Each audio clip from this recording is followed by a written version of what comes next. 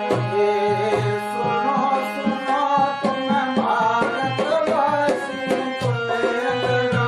अन्याया छोटा जगा भाग भाया। सत साहेब बच्चों, आज छठा नवरात्रा है और छठे नवरात्रे को समझने के लिए और जानने के लिए पहले हम नीचे की ओर देखें। नीचे वाला नवरात्रा है वो हमारे कंठ में था, कंठ कमल में था।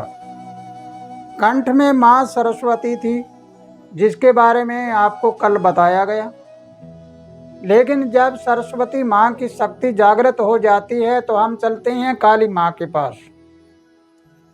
अब काली माँ की फोटो को हम बाहर देखते हैं तो इतनी लंबी जीभ निकाली हुई, हाथ में चक्कर होता है, खप्पर होता है, 8 भुजाएं बनाई होती है। इसी प्रकार अगर हम काली माँ को देखते हैं तो ऐसा लगता है उसका रुद्र रूप लगता है। और काली माँ के लोग जीवों की बलि भी चढ़ाते हैं। लेकिन बलि कौन चढ़ाता है और जीवों को बख्शता कौन है, इसके बारे में समझना है। आज के नवरात्रे को बड़े गौर से समझना है, क्योंकि माध्यमिक नवरात्रे के बाद में ये ऊपर वाला यानी छठा नवरात्रा मध्यम से पहला होता है, शुरुआत होती है। क्योंकि 4 नीचे थे और एक यहाँ पर बीच में आया। अब हम ऊपर की ओर जा रहे हैं, यानी ऊपर चेतन की ओर जा रहे हैं। अब हम देखें कि इसमें काली माँ की शक्ति है। अगर आप का ध्यान बाईं ओर रहा, बाईं तरफ रहा, तो फिर आप नीचे चले जाइए। नीचे जाने के बाद मूल कमल से लेकर ऊपर तक आपने पीछे वाले नवरात्रों में जो बातें सुनी हैं, उनमें सुनते सुनते यहाँ पर आ गए हम कंठ में। कंठ में आपको वाणी के दोष बताए थे, कड़वा वचन, झूठ, चुगली और चापलूसी। काली माँ की शक्ति जागृत होने के बाद अगर हमारे अंदर कड़वा वचन, झूठ, चुगली, चापलूसी होगी तो नीचे वाली हम लक्ष्मी में क्या करेंगे?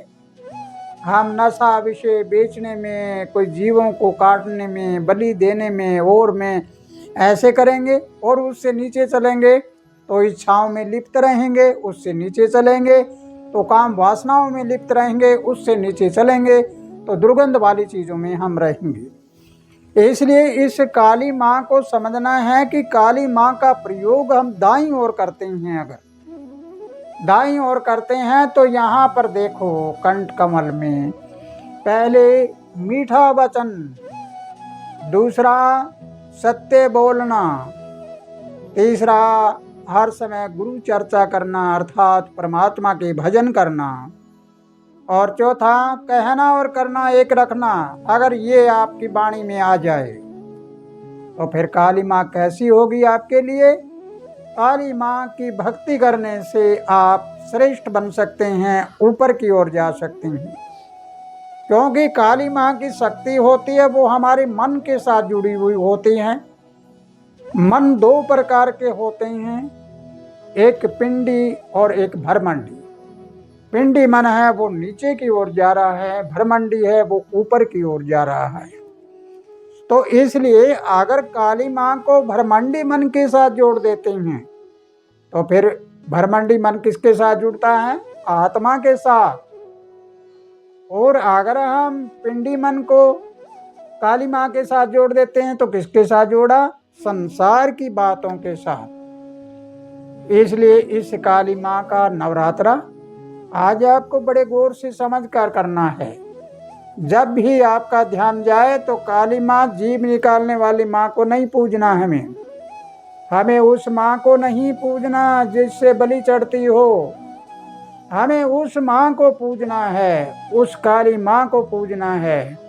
काली का मतलब ये होता है कि ये चंद्रमा है, कभी तो अंधेरा हो जाता है, कभी उजाला हो जाता है।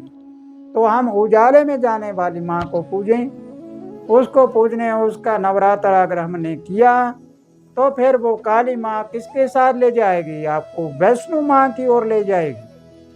और वैष्णो माँ हमारी दाईं सवर में होती है और दायां सवर सूर्य सवर होता है और सूर्य हमारी आत्मा से संबंधित होता है। तो बच्चों, अंधविश्वास से दूर होकर नवरात्रों का हकीकत रूप आपको समझना है। जब हकीकत रूप आपको समझ आ जाएगा तो आप ये सोच के चलिए और मान के चलिए कि तुझे समय का ज्ञान हो जाएगा। तुम अपने आप को पहचानना शुरू कर दोगे और कभी भी न तो बुरा देखोगे, न बुरा सूंघोगे, न बुरा बोलोगे और न बुरा चलोगे। चलना भी अच्छा होगा, खाना भी अच्छा होगा, सुनना भी अच्छा होगा, देखना भी अच्छा होगा, सब जगह अच्छा ही अच्छा होगा। तो जब हम इस माता के वैष्णो माँ को देखते हैं, काली माँ को देखते हैं, दोनों का मिलान करते हैं, तो इसका प्रवाह अगर इधर हो जाए तो दोनों की सुखमना बन जाती है। तो मन क्या हो जाएगा? सुख में चला जाएगा, दुख में नहीं। दुख हट जाएगा। इसलिए आज के नवरात्रे को जब आप बैठते हैं ध्यान लगाकर, तो ध्यान लगाने से इस प्रकार सामने देखना है और खुली आंखों से भी अपने नारियल को और अपने कलश को और अपनी ज्योति को देखना है। और देखने के बाद फिर देखना आपकी आंखों में कैसा नज़ारा आता है।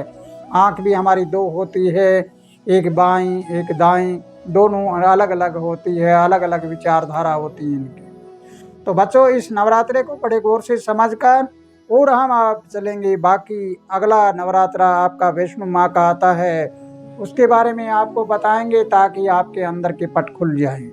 सत साहिब।